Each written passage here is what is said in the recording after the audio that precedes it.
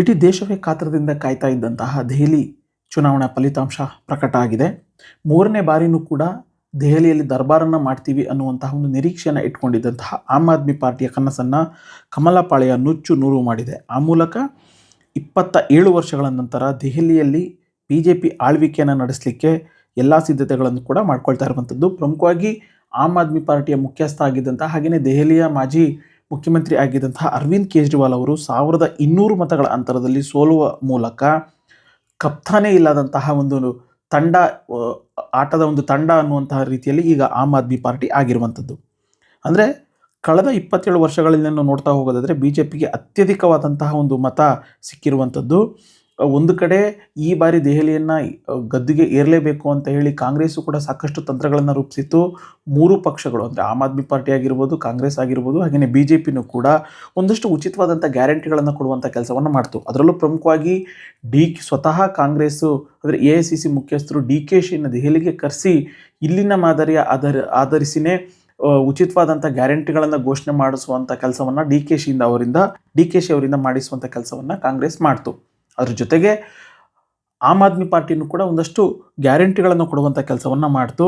ಇದೆಲ್ಲದರ ಹೊರತಾಗಿಯೂ ಕೂಡ BJP ಈ ಬಾರಿ 40ಕ್ಕೂ ಹೆಚ್ಚು ಸ್ಥಾನಗಳನ್ನು ಗೆಲ್ಲುವಂತಹ ಮೂಲಕ, ಅಂದರೆ 43 ಸ್ಥಾನಗಳನ್ನು ಗೆಲ್ಲುವಂತಹ ಮೂಲಕ ದೆಹಲಿಯಲ್ಲಿ 27 ವರ್ಷಗಳ ನಂತರ ಮತ್ತೆ ದರ್ಬಾರನ್ನು ಮಾಡಲಿಕ್ಕೆ ಎಲ್ಲ ಸಿದ್ಧತೆಗಳನ್ನು ಕೂಡ ಮಾಡ್ಕೊಳ್ತಾ ಇರುವಂಥದ್ದು. ಹಾಗಿದ್ರೆ ಆಮ್ ಆದ್ಮಿ ಪಾರ್ಟಿ ಸೋಲಿಕ್ಕೆ ಕಾರಣ ಏನು? BJP ಆಮ್ ಆದ್ಮಿ ಪಾರ್ಟಿಯ ವಿರುದ್ಧ ಯಾವ ರೀತಿಯಾದಂಥ ಒಂದು ಸ್ಟ್ರಾಟಜಿಯನ್ನು ಮಾಡ್ತು? ಇವೆಲ್ಲವನ್ನು ಕೂಡ ನಾವು ನೋಡ್ತಾ ಹೋಗೋಣ. ಜೊತೆಗೆ ನೀವೆಲ್ಲೂ ಕೂಡ ಈ ವಿಡಿಯೋವನ್ನು ಸ್ಕಿಪ್ ಮಾಡದೆ ನೋಡಿ. ಹಾಗೆಯೇ ನೀವು ಇನ್ನೂ ಕೂಡ ನಮ್ಮ ಯೂಟ್ಯೂಬ್ ಚಾನಲನ್ನು ಸಬ್ಸ್ಕ್ರೈಬ್ ಮಾಡಲಿಲ್ಲ ಅಂತಂದರೆ ಸಬ್ಸ್ಕ್ರೈಬ್ ಮಾಡಿ.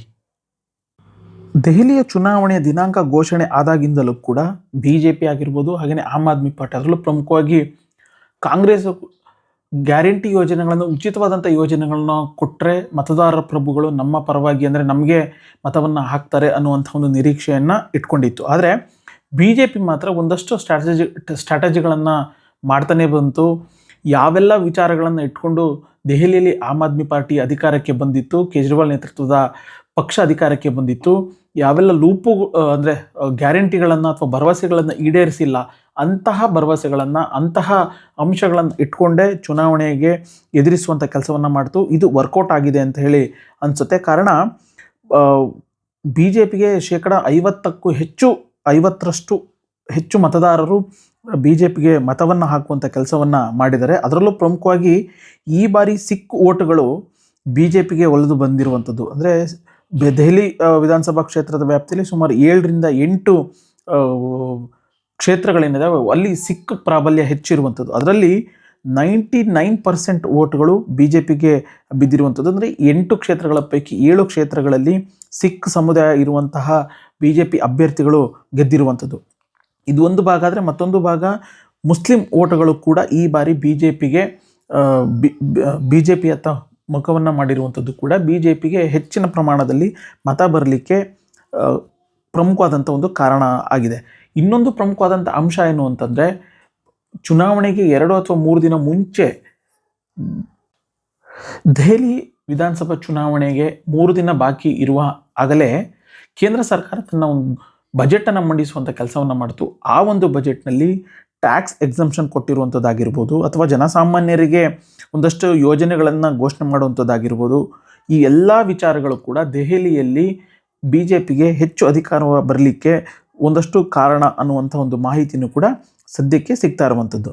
ಅಂದರೆ ಇಲ್ಲಿ ಪ್ರಮುಖವಾಗಿ BJP ಆಮ್ ಆದ್ಮಿ ಪಾರ್ಟಿ ಯಾವ ರೀತಿಯಾಗಿ ತನ್ನ ಲೂಪ್ ಹೋಲ್ಸ್ಗಳನ್ನು, ಭ್ರಷ್ಟಾಚಾರ ಮುಕ್ತ ಆಡಳಿತ ಕೊಡ್ತೀವಿ ಅಂತ ಹೇಳಿದ್ದಂತಹ ಆಮ್ ಆದ್ಮಿ ಪಾರ್ಟಿ ಯಾವೆಲ್ಲ ಸ್ವತಃ ಕೇಜ್ರಿವಾಲ್ ಆದಿಯಾಗಿ ಎಲ್ಲರೂ ಕೂಡ ಭ್ರಷ್ಟಾಚಾರದಲ್ಲಿ ಸಿಕ್ಕಾಕೊಂಡು ಜೈಲಿಗೆ ಹೋಗಿ ಬಂದರು, ಈ ಎಲ್ಲ ವಿಚಾರಗಳನ್ನು ಕೂಡ ಇಟ್ಕೊಂಡು ಆಮ್ ಆದ್ಮಿ ಪಾರ್ಟಿಯ ವಿರುದ್ಧ BJP ಒಂದು ಸ್ಟ್ರಾಟಜಿಯನ್ನು ಮಾಡುವಂಥ ಕೆಲಸವನ್ನು ಮಾಡ್ತು. ಅದು ವರ್ಕೌಟ್ ಆಗಿರೋದ್ರಿಂದ ದಾಖಲೆ ಪ್ರಮಾಣದಲ್ಲಿ BJP ಈ ಬಾರಿ ಹೆಚ್ಚು ಮತಗಳಿಕೆಯಲ್ಲೂ ಕೂಡ ಹೆಚ್ಚಿನ ಪ್ರಮಾಣವನ್ನು ಗಳಿಸಿರುವಂಥದ್ದು. ಕೇವಲ 10% ಮತದಾರರು ಮಾತ್ರ ಕಾಂಗ್ರೆಸ್ಗೆ ಈ ಬಾರಿ ಮತವನ್ನು ಹಾಕಿದ್ದಾರೆ ಅನ್ನುವಂಥದ್ದು ಒಂದು ಕಡೆ. ಆದರೆ ಮತ್ತೊಂದು ಕಡೆಯಲ್ಲಿ ಮನೀಶ್ ಸಿಸೋಡಿಯಾ ಆಗಿರ್ಬೋದು, ಕೇಜ್ರಿವಾಲ್ ಸೇರಿದಂತೆ ಘಟಾನುಘಟಿ ನಾಯಕರು ಜೈಲಿಗೆ ಹೋಗಿ ಬಂದಿರೋದ್ರಿಂದ ಯಾರೆಲ್ಲ ಬಹುತೇಕ ಘಟಾನುಘಟಿ ಆಮ್ ಆದ್ಮಿ ಪಾರ್ಟಿ ನಾಯಕರು ಜೈಲಿಗೆ ಹೋಗಿದ್ರು ಅವರೆಲ್ಲರೂ ಕೂಡ ಈ ಬಾರಿಯ ಚುನಾವಣೆಯಲ್ಲಿ ಸೋಲನ್ನು ಅನುಭವಿಸಿದ್ದಾರೆ ಅನ್ನುವಂಥದ್ದು ಸ್ಪಷ್ಟವಾಗಿ ಗೊತ್ತಾಗ್ತಾ ಇದೆ. ಹಾಗಿದ್ರೆ ಕಳೆದ 2 ಬಾರಿ ಅಧಿಕಾರದ ನಡೆಸಿದಂತಹ ಆಮ್ ಆದ್ಮಿ ಪಾರ್ಟಿ ಈ ಬಾರಿ ಪ್ರಮುಖವಾಗಿ ಸೋಲಿಕ್ಕೆ ಕಾರಣ ಏನು ಅನ್ನುವಂಥದ್ದು ನಾವು ನೋಡ್ತಾ ಹೋಗೋದಾದರೆ, ಒಂದು ಭ್ರಷ್ಟಾಚಾರ ಮುಕ್ತ ಆಡಳಿತ ಕೊಡ್ತೀವಿ ಅನ್ನುವಂತಹ ಭರವಸೆಯನ್ನು ಕೊಟ್ಟಿದ್ದಂತಹ ಆಮ್ ಆದ್ಮಿ ಪಾರ್ಟಿ ಆ ಒಂದು ಭರವಸೆಯನ್ನು ಉಳಿಸಿಕೊಳ್ಳುವಲ್ಲಿ ವಿಫಲ ಆಗಿರುವಂಥದ್ದು. ಜೊತೆಗೆ ಇಡೀ ವಿಶ್ವದಲ್ಲೇ ಹೆಚ್ಚು ಸುದ್ದಿ ಆಗಿದ್ದಂತಹ ದೆಹಲಿ ಮಾಲಿನ್ಯ ಏನಿತ್ತು, ಆ ಮಾಲಿನ್ಯದ ಪ್ರಮಾಣವನ್ನು ಕೂಡ ಕಡಿಮೆ ಮಾಡುವಂಥ ವಿಚಾರದಲ್ಲಿ ಅರವಿಂದ್ ಕೇಜ್ರಿವಾಲ್ ನೇತೃತ್ವದ ತಂಡ, ಅಂದರೆ ಅರವಿಂದ್ ಕೇಜ್ರಿವಾಲ್ ನೇತೃತ್ವದ ಪಕ್ಷ ವಿಫಲ ಆಯಿತು ಅನ್ನುವಂಥದ್ದಾದರೆ, ಮತ್ತೊಂದು ಯಮುನಾ ನದಿ ಸಾಕಷ್ಟು ವಿಷಪೂರಿತವಾದಂಥ ನೊರೆಯಿಂದ ಕೂಡಿತು. ಯಮುನಾ ನದಿನೂ ಕೂಡ ಮಲಿನವಾಗಿತ್ತು. ಆ ಒಂದು ನದಿಯನ್ನು ಪೊಲ್ಯೂಷನ್ ಮುಕ್ತ ಮಾಡುವಂಥ ವಿಚಾರದಲ್ಲೂ ಕೂಡ, ಅಂದರೆ ಮಲಿನ ಮುಕ್ತ ಮಾಡುವಂಥ ವಿಚಾರದಲ್ಲೂ ಕೂಡ ಆಮ್ ಆದ್ಮಿ ಪಾರ್ಟಿ ಸಂಪೂರ್ಣವಾಗಿ ಫೇಲ್ಯೂರ್ ಆಗಿದೆ ಅನ್ನುವಂಥದ್ದು. ಹಾಗೆಯೇ ಸಾಕಷ್ಟು ವಿವಾದಕ್ಕೆ ಕಾರಣ ಆಗಿದ್ದಂತಹ ಶೀಶಾ ಮಹಲ್ ವಿವಾದ, ಅಂದರೆ ಮುಖ್ಯಮಂತ್ರಿ ಅರವಿಂದ್ ಕೇಜ್ರಿವಾಲ್ ಅವರು ಅವರಿಗಾಗಿ ಒಂದು ಭವನವನ್ನು ನಿರ್ಮಾಣ ಮಾಡುವಂಥ ವಿಚಾರ ಏನಿತ್ತು, ಇದು ಈ ಒಂದು ಭವನ ನಿರ್ಮಾಣ ವಿಚಾರದಲ್ಲೂ ಕೂಡ ಸಾಕಷ್ಟು ಭ್ರಷ್ಟಾಚಾರ ನಡೆದಿದೆ ಅನ್ನುವಂಥ ಒಂದು ಆರೋಪ ಕೇಳಿಬಂದಿತ್ತು. ಹೀಗಾಗಿ ಈ ಎಲ್ಲ ಪ್ರಮುಖವಾದಂಥ ಒಂದು 4-5 ಅಂಶಗಳನ್ನು ಆಧರಿಸಿ ಈ ಬಾರಿ ಆಮ್ ಆದ್ಮಿ ಪಾರ್ಟಿ ಕೇವಲ 27 ಸ್ಥಾನಗಳಿಗೆ, ಅಂದರೆ ಆಮ್ ಆದ್ಮಿ ಪಾರ್ಟಿ ಸ್ಪಷ್ಟ ಬಹುಮತವನ್ನು ಪಡೆಯುವಂಥ ವಿಚಾರದಲ್ಲಿ ಫೇಲ್ಯೂರ್ ಆಗಿದೆ ಅನ್ನುವಂಥದ್ದು. ಹಾಗಿದ್ರೆ ಕಳೆದ ಚುನಾವಣೆಯಲ್ಲಿ ಐತಿಹಾಸಿಕ ಗೆಲುವನ್ನು ಸಾಧಿಸಿದಂತಹ ಆಮ್ ಆದ್ಮಿ ಪಾರ್ಟಿ ಈ ಬಾರಿ ಸೋಲಿಗೆ ಶರಣಾಗಿದೆ ಅಂತಂದರೆ ಪ್ರಮುಖವಾದಂಥ ಕಾರಣಗಳೇನು? ದೆಹಲಿಯಲ್ಲಿ 2 ಬಾರಿ ಗದ್ದುಗೆಯನ್ನು ಏರಿ ಆಡಳಿತ ನಡೆಸಿದಂತಹ ಆಮ್ ಆದ್ಮಿ ಪಾರ್ಟಿ ಸೋಲಿಗೆ ಪ್ರಮುಖವಾದಂಥ ಕಾರಣ ಏನು ಅನ್ನುವಂಥದ್ದನ್ನು ನೋಡ್ತಾ ಹೋಗೋದಾದರೆ, ಅರವಿಂದ್ ಕೇಜ್ರಿವಾಲ್ ಅವರ ಜನಪ್ರಿಯತೆ ನಿರೀಕ್ಷೆಯಂತೆಯೇ ಕಡಿಮೆ ಆಯಿತು ಅನ್ನುವಂಥದ್ದು. ಇತ್ತೀಚಿನ ವರ್ಷಗಳಲ್ಲಿ ಅವರ ಜನಪ್ರಿಯತೆ ಕುಸಿತಾ ಇರುವಂಥದ್ದು ಕಾರಣ ಭ್ರಷ್ಟಾಚಾರದ ಆರೋಪಗಳಾಗಿರ್ಬೋದು, ರಾಜಕೀಯ ತಂತ್ರಗಳು, ಅಂದರೆ BJP ಆಗಿರ್ಬೋದು, ಕಾಂಗ್ರೆಸ್ ಮಾಡಿದಂಥ ರಾಜಕೀಯ ತಂತ್ರಗಳೇನಿದ್ದಾವೆ ಆ ಎಲ್ಲ ತಂತ್ರಗಳು ಕೂಡ ಅರವಿಂದ್ ಕೇಜ್ರಿವಾಲ್ ವಿರುದ್ಧ ಇರೋ ಹಿನ್ನೆಲೆಯಲ್ಲಿ ಪ್ರಮುಖವಾಗಿ ಭ್ರಷ್ಟಾಚಾರ ಅವರ ವಿರುದ್ಧ ಕೇಳಿಬಂದಿರೋದ್ರಿಂದ ಅವರ ವರ್ಚಸ್ಸು ಕಡಿಮೆ ಆಯಿತು ಅನ್ನುವಂಥದ್ದು. ಅದನ್ನು ನಾವು ನೋಡ್ತಾ ಹೋಗೋದಾದರೆ, ಇನ್ನೂ ಇಡೀ ದೇಶಾದ್ಯಂತ ಸುದ್ದಿ ಆಗಿದ್ದಂತಹ ಮದ್ಯ ನೀತಿ ಪ್ರಕರಣ ಏನಿದೆ, ಜೊತೆಗೆ ಭ್ರಷ್ಟಾಚಾರವು ಕೂಡ ಹೆಚ್ಚಿನ ಪ್ರಮಾಣದಲ್ಲಿ ಕೇಳಿಬಂದಿರೋ ಹಿನ್ನೆಲೆಯಲ್ಲಿ ಆಮ್ ಆದ್ಮಿ ಪಾರ್ಟಿ ಸರ್ಕಾರ ವಿವಾದಾತ್ಮಕವಾದಂತಹ ಮದ್ಯ ನೀತಿ ಆಗಿರ್ಬೋದು, ಜೊತೆಗೆ ಅದಕ್ಕೆ ಸಂಬಂಧಪಟ್ಟಂಥ ಒಂದಷ್ಟು ಹಗರಣಗಳು, ಹಾಗೆಯೇ ಆ ಹಗರಣಗಳಿಗೆ ಸಂಬಂಧಪಟ್ಟಂತೆ ಸಿಸೋಡಿಯಾ ಆಗಿರ್ಬೋದು, ಅರವಿಂದ್ ಕೇಜ್ರಿವಾಲ್ ಎಲ್ಲರೂ ಕೂಡ ಜೈಲುವಾಸವನ್ನು ಅನುಭವಿಸಿ ಬಂದರು. ಹಾಗಾಗಿ ಇದು ಕೂಡ ದೆಹಲಿಯ ಜನರು ಆಮ್ ಆದ್ಮಿ ಪಾರ್ಟಿ ಮೇಲೆ ಇಟ್ಕೊಂಡಂತಹ ವಿಶ್ವಾಸ ಏನಿತ್ತು ಅದು ಕಡಿಮೆ ಆಗಲಿಕ್ಕೆ ಪ್ರಮುಖವಾದಂಥ ಕಾರಣ ಅನ್ನುವಂಥದ್ದು. ಇನ್ನು ಮತ್ತೊಂದಷ್ಟು ಅಂಶಗಳನ್ನು ನಾವು ನೋಡ್ತಾ ಹೋಗೋದಾದರೆ, ಸತ್ಯೇಂದ್ರ ಜೈನ್ ಆಗಿರ್ಬೋದು, ಮನೀಶ್ ಸಿಸೋಡಿಯಾ ಆಗಿರ್ಬೋದು, ಅಂದರೆ ಪ್ರಮುಖವಾಗಿ ಸಚಿವರಾಗಿದ್ದಂಥವರು ಜೈಲುವಾಸವನ್ನು ಅನುಭವಿಸುವಂಥ ಒಂದು ಸ್ಥಿತಿ ನಿರ್ಮಾಣ ಆಗಿತ್ತು. ಹೀಗಾಗಿ ಈ ಅಂಶಗಳು ಕೂಡ ಅವರ ಸೋಲಿಗೆ ಕಾರಣ ಅನ್ನುವಂಥದ್ದು. ಹಾಗೆಯೇ ಪ್ರಧಾನಿ ಮೋದಿ ಅವರ ಜನಪ್ರಿಯತೆ ಇನ್ನೂ ಕೂಡ ದೆಹಲಿಯಲ್ಲಿ ಹೆಚ್ಚು ಪ್ರಾಬಲ್ಯವಾಗಿದೆ. BJP ಇದರ ಸಂಪೂರ್ಣವಾದಂಥ ಒಂದು ಲಾಭವನ್ನು ಪಡೆದುಕೊಳ್ಳುವಂಥ ಮೂಲಕ ಆಮ್ ಆದ್ಮಿ ಪಾರ್ಟಿಯ ದೌರ್ಬಲ್ಯಗಳೇನಿದ್ದಾವೆ ಅವನ್ನು ಬಹಿರಂಗಪಡಿಸುವಂಥ ಕೆಲಸವನ್ನು, ಮತದಾರರಿಗೆ ಮುಟ್ಟಿಸುವಂಥ ಕೆಲಸವನ್ನು BJP ಮಾಡ್ತು. ಹಾಗಾಗಿಯೇ ಆಮ್ ಆದ್ಮಿ ಪಾರ್ಟಿ ಇಲ್ಲಿ ಮಕಡೆ ಮಲಗಿದೆ ಅನ್ನುವಂಥದ್ದು. ಹಾಗೆಯೇ ಈ ದೆಹಲಿಯಲ್ಲಿ BJP ಹಿಂದುತ್ವ ಮತ್ತು ರಾಷ್ಟ್ರೀಯತೆಯ ವಿಚಾರಗಳ ಮೇಲೆ ಹೆಚ್ಚು ಪ್ರಚಾರವನ್ನು ಮಾಡ್ತು. ಅದಕ್ಕೆ ಸಂಬಂಧಪಟ್ಟಂತೆ ಬಲವಾದಂಥ ಒಂದು ಹಿಡಿತವನ್ನು ಸಾಧಿಸಿದ್ದು ಕೂಡ BJP ನಿರೀಕ್ಷೆಗೂ ಮೀರಿ ಇಲ್ಲಿ ಒಂದು ಯಶಸ್ಸನ್ನು ಗಳಿಸಲಿಕ್ಕೆ ಸಾಧ್ಯ ಆಗಿದೆ ಅನ್ನುವಂಥದ್ದು. ಅಂದರೆ ಹಿಂದೂ ಮತ ಬ್ಯಾಂಕ್ ಏನಿದೆ ಇದು BJPಯತ್ತ ಈ ಬಾರಿ ಹೆಚ್ಚಿನ ಪ್ರಮಾಣದಲ್ಲಿ ಒಲಿದಿದೆ ಅನ್ನುವಂಥದ್ದು. ಜೊತೆಗೆ ದೆಹಲಿಯಲ್ಲಿ ಆಮ್ ಆದ್ಮಿ ಪಾರ್ಟಿ ಈಗ ಆಲ್ರೆಡಿ ಆಡಳಿತವನ್ನು ನಡೆಸ್ತಾ ಇತ್ತು. ಆದರೆ ಪಂಜಾಬ್ ಗೆದ್ದ ನಂತರ ಆಮ್ ಆದ್ಮಿ ಪಾರ್ಟಿ ಆದ್ಯತೆಗಳೇನಿದ್ದಾವೆ ಅವೆಲ್ಲವೂ ಕೂಡ ಬದಲಾಗುವಂಥ ಸಾಧ್ಯತೆಗಳು ಬದಲಾಯಿತು. ಜೊತೆಗೆ ಪಕ್ಷದ ಗಮನ ಕೂಡ ದೆಹಲಿ ಮೇಲೆ ಇರಲಿಲ್ಲ ಅನ್ನುವಂಥದ್ದು. ಅಂದರೆ ಕೇವಲ ಇಡೀ ರಾಜ್ಯದಲ್ಲಿ, ಇಡೀ ದೇಶದಲ್ಲಿ ನಾವು ನೋಡ್ತಾ ಹೋಗೋದಾದರೆ ಮೊದಲು ದೆಹಲಿಯಲ್ಲಿ ಮಾತ್ರ ಆಮ್ ಆದ್ಮಿ ಪಾರ್ಟಿ ಇತ್ತು. ಅದಾದ ನಂತರ ಪಕ್ಕದ ಪಂಜಾಬ್ ರಾಜ್ಯಕ್ಕೂ ಕೂಡ ಆಮ್ ಆದ್ಮಿ ಪಾರ್ಟಿ ಅಧಿಕಾರಕ್ಕೆ ಬಂದ ನಂತರ ಆಮ್ ಆದ್ಮಿ ಪಾರ್ಟಿಯ ಸಂಪೂರ್ಣವಾದಂಥ ಗಮನ ಪಂಜಾಬ್ ಕಡೆ ಹೋಯಿತು.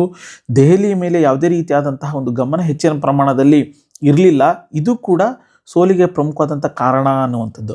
ಇನ್ನು ಮತ್ತೊಂದು ನಾವು ಅಂಶವನ್ನು ನೋಡ್ತಾ ಹೋಗೋದಾದರೆ, ಆಮ್ ಆದ್ಮಿ ಪಾರ್ಟಿ ಸರ್ಕಾರದ ವಿರುದ್ಧ ಉಚಿತ ವಿದ್ಯುತ್ ಮತ್ತು ನೀರು ನೀತಿ ಏನಿದೆ ಅದು ದೀರ್ಘಕಾಲದವರೆಗೂ ಕೂಡ ಪ್ರಯೋಜನಕಾರಿಯಾಗಿತ್ತು. ಆದರೆ ಇತ್ತೀಚಿನ ದಿನಗಳಲ್ಲಿ ಅದರ ಗುಣಮಟ್ಟ ಆಗಿರ್ಬೋದು ಅಥವಾ ವಿತರಣೆಯ ಬಗ್ಗೆ ಸಾಕಷ್ಟು ಪ್ರಶ್ನೆಗಳು ಕೂಡ ಅಲ್ಲಿನ ಸಾರ್ವಜನಿಕರಾಗಿರ್ಬೋದು ಅಥವಾ ದೆಹಲಿಯ ಜನತೆ ಎತ್ತಿದ್ರು.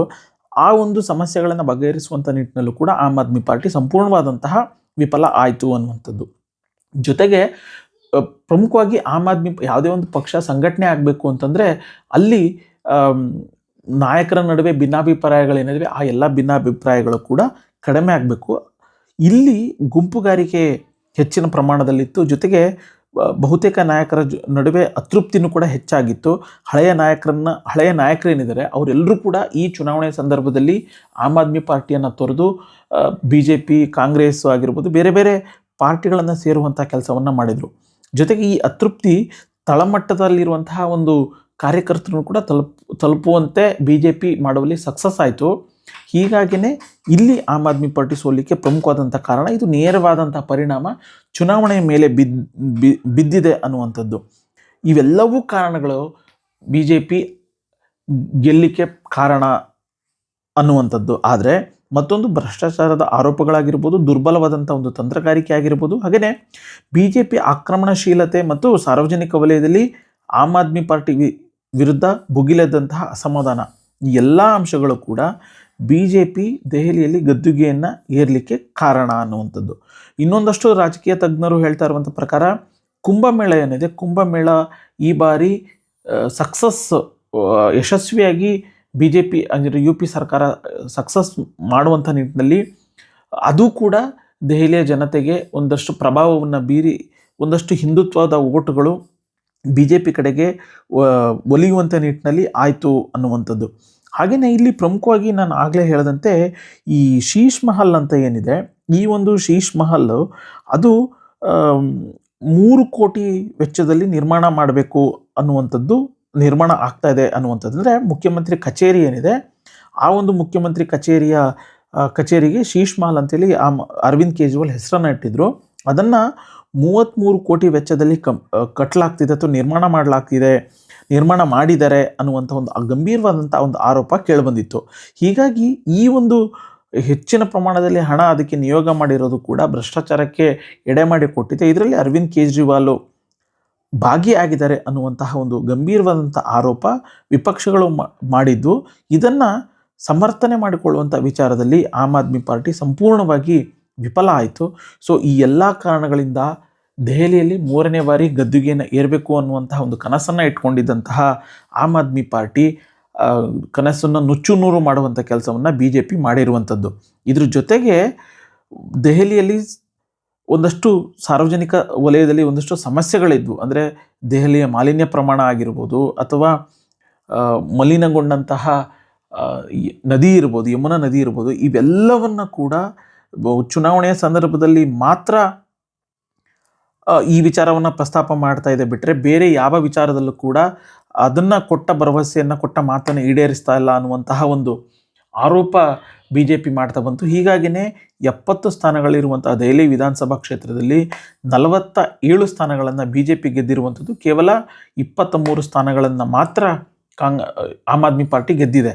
ಇಲ್ಲಿ ಮತ್ತೊಂದು ಗಮನಿಸಬೇಕಾದಂಥ ಅಂಶ ಏನು ಅಂತಂದರೆ, ಬೇರೆ ಬೇರೆ ಚುನಾವಣೆ ಸಂದರ್ಭದಲ್ಲಿ ಕರ್ನಾಟಕದಲ್ಲೂ ಕೂಡ ಉಚಿತವಾದಂಥ ಗ್ಯಾರಂಟಿಗಳನ್ನು ಕೊಟ್ಟು ಅಧಿಕಾರಕ್ಕೆ ಬಂದಂಥ ಕಾಂಗ್ರೆಸ್ ಸರ್ಕಾರ ಅಲ್ಲಿ ಸ್ವತಃ DK ಶಿವಕುಮಾರ್ ಅವರನ್ನೇ ದೆಹಲಿಗೆ ಕರೆಸಿಕೊಂಡು ಆ ಗ್ಯಾರಂಟಿ ಯೋಜನೆಗಳನ್ನು ಘೋಷಿಸುವ ಕೆಲಸವನ್ನು AICC ಆಗಿರ್ಬೋದು, ದೆಹಲಿ ಕಾಂಗ್ರೆಸ್ ಮಾಡ್ತು. ಆದರೂ ಇಷ್ಟೆಲ್ಲ ಸರ್ಕಸನ್ನು ಮಾಡಿದರೂ ಕೂಡ ದೆಹಲಿಯಲ್ಲಿ ಕಾಂಗ್ರೆಸ್ ಕೇವಲ ಒಂದೇ ಒಂದು ಸ್ಥಾನವನ್ನು ಕೂಡ ಗೆಲ್ಲಲಿಕ್ಕೆ ಸಾಧ್ಯ ಆಗಲಿಲ್ಲ ಅನ್ನುವಂಥದ್ದು. ಎಲ್ಲೋ ಒಂದು ಕಡೆ ಕಾಂಗ್ರೆಸ್ ದೆಹಲಿಯಲ್ಲಿ ತನ್ನ ಪ್ರಭಾವವನ್ನು ಸಂಪೂರ್ಣವಾಗಿ ಕಳೆದುಕೊಂಡಿದೆ ಅನ್ನುವಂತಹ ಒಂದು ಮಾಹಿತಿ ಅಥವಾ ಒಂದು ಭವಿಷ್ಯ ಈಗ ಈ ಒಂದು ಚುನಾವಣೆಯಲ್ಲಿ ಕಾಣ್ತಾ ಇದೆ. ಸೊ ಅಂತಿಮವಾಗಿ ದೆಹಲಿಯಲ್ಲಿ 27 ವರ್ಷಗಳ ಬಳಿಕ BJP ಅಧಿಕಾರಕ್ಕೆ ಬರ್ತಾ ಇದೆ. 12 ವರ್ಷಗಳ ಬಳಿಕ ಅಧಿಕಾರದಲ್ಲಿ ಇದ್ದಂತಹ ಆಮ್ ಆದ್ಮಿ ಪಾರ್ಟಿ ಅಧಿಕಾರವನ್ನು ಕಳೆದುಕೊಂಡಿದೆ. ಒಂದಷ್ಟು ಸ್ಟ್ರಾಟಜಿ ಇಲ್ಲಿ ವರ್ಕೌಟ್ ಆಗಿರೋದ್ರಿಂದ ಈ ಬಾರಿ BJP ಅಧಿಕಾರದ ಗದ್ದುಗೆಯನ್ನು ದೆಹಲಿಯಲ್ಲಿ ಹಿಡಿದಿದೆ. ಸೊ ನಿಮಗೆ ಯಾವೆಲ್ಲ ಅಂಶಗಳು ಆಮ್ ಆದ್ಮಿ ಪಾರ್ಟಿ ಸೋಲಿಕ್ಕೆ ಕಾರಣ ಆಯಿತು, ಜೊತೆಗೆ ಯಾವೆಲ್ಲ ಅಂಶಗಳು BJP ಗೆಲುವಿಗೆ ಕಾರಣ ಆಯಿತು ಅನ್ನುವಂತಹ ಒಂದು ಅಭಿಪ್ರಾಯವನ್ನು ಕಮೆಂಟ್ ಬಾಕ್ಸ್ನಲ್ಲಿ ಕಮೆಂಟ್ ಮಾಡಿ. ಜೊತೆಗೆ ನೀವಿನ್ನೂ ಕೂಡ ನಮ್ಮ ಯೂಟ್ಯೂಬ್ ಚಾನಲನ್ನು ಸಬ್ಸ್ಕ್ರೈಬ್ ಮಾಡಲಿಲ್ಲ ಅಂತಂದರೆ ಸಬ್ಸ್ಕ್ರೈಬ್ ಮಾಡಿ. ಧನ್ಯವಾದ.